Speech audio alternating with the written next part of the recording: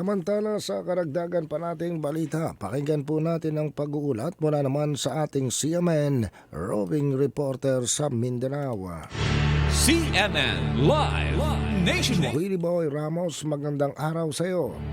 Magandang araw din Ariel, magandang araw Pilipinas, mayong adlaw mga taga Mindanao, mariing kinondina ni Police Regional Office Bangsamoro Region Regional Director Police Brigadier General Jason D. Guzman ang ginawang pananakit ng mga kapulisang kasapi sa Regional Mobile Force Battalion 14B na na-assign sa Lamitan City, Basilan, sangkot sa hizing sa mga magtatapos sa kursong BISOC or ang Basic Internal Security Operations Course, isang kurso sa police training na ang ginawa di umano ng naturang batalyon ay bahagi ng isang reception rites. Naging viral sa social media ang mga pangyayari suportado ng mga ipinakitang videos ang naturang pananakit, kung kaya't isang direktiba mula kay Chief PNP Major General Jose Melencio Nartatis Jr. na bigyang agarang aksyon bilang pagtalima sa patakaran ng PNP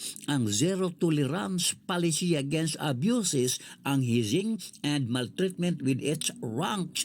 Bilang tugon ng PRO BARM, nirelieve lahat ang buong puwersa ng Regional Mobile Force Battalion 14B at isinailalim sa kustodiya ng Regional Personnel Records Management Division, Regional Police Holding and Accounting Section sa Parang Maguindanao del Norte, habang pinalitan naman ng PRO BARM ang Regional Mobile Force Battalion 14B sa Regional Mobile Force 14A. Well Ramos, CMN roving reporter ng Mindanao Radio, Kalikasan Ningog City Base, nagbulat ng live para sa CMN Pilipinas.